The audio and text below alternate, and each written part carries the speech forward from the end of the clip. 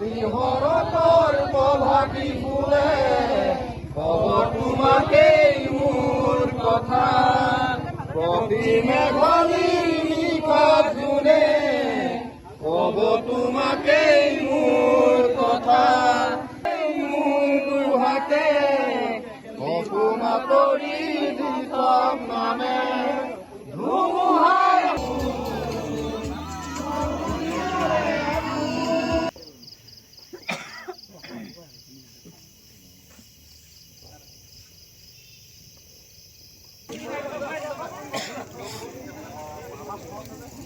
ন্যায় হ'বই লাগিব।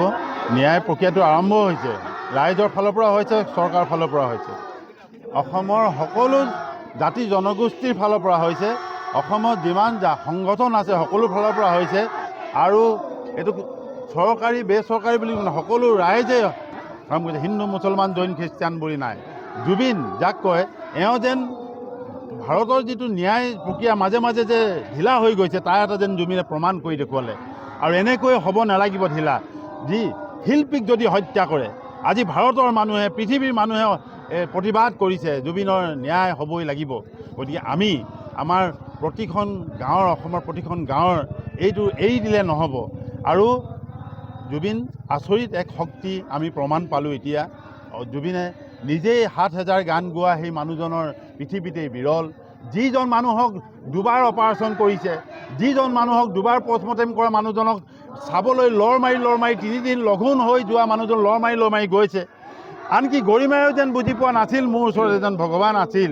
গতিকে গৰিমায়েও এতিয়া কৈছে যে জুবিনৰ জাষ্টিছ হ'ব লাগিব, ই অলপমান ঢিলা হৈছে। গতিকে আমি অসমবাসীও প্ৰতিজন অবাল বৃদ্ধ বনিতাই কৈছে ই অলপমান ঢিলা হৈছে, ঢিলা হ'ব নালাগিব আৰু কাঢ়া হ'ব লাগিব। এনেকুৱা লাগে যিজন যেন একদম শাস্তিটো খুব কাঢ়া হ'ব লাগিব। যেনেকৈ জুবিনক পানীত মাৰিছে তেনেকৈ সিহঁতকো পানীত সাঁতোৰাই মাৰিব লাগিব। এনেকুৱা অনুভৱ এটা হয়, খং উঠে।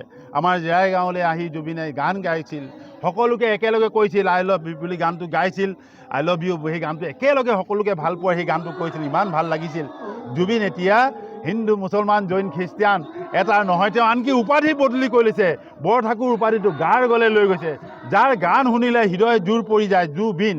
সেইকাৰণে জয় জুবিন বুলি কৈ আজি দ্বিতীয় তৃতীয় শ্ৰেণীৰ পৰা হৈ কলেজ বৃদ্ধ বলিতাই জুবিন দা বুলি বৃদ্ধ বয়সৰ এজনেও ক'বলৈ ভাল পাইছে। জুবিনে অকল গায়ক নহয়, অভিনেতা আছিল। অভিনেতা নহয়, দানী আছিল। দানী নহয়, ষ্টাইলিছো আছিল। সকলো এক দান দি যেন তেন শেষ হৈ গ'ল। তেওঁ কৈছিলে হয় মই ভগৱান নাই, তেওঁ মহাদেৱক খুব ভাল পাইছিল। মহাদেৱক যেনেকৈ মহাদেৱৰ যিকোনো বস্তু তেওঁ আঁকি ভাল পাইছিল, মহাদেৱে যেনেকৈ দান দি ভাল পাইছিল, তেওঁ দান দিওঁতে আকৌ শেষত যেন তেওঁকে অত্যাচাৰ কৰিলে। কিন্তু অত্যাচাৰ কোনো হাৰিব পৰা নাই। ৰাম হৈ গৈছে, এইফালে ৰাৱণ ওলাই গৈছে। সেইকাৰণে আৰম্ভণিৰ পৰাই হৃদয় কঁপি গৈছে তেওঁলোকৰ।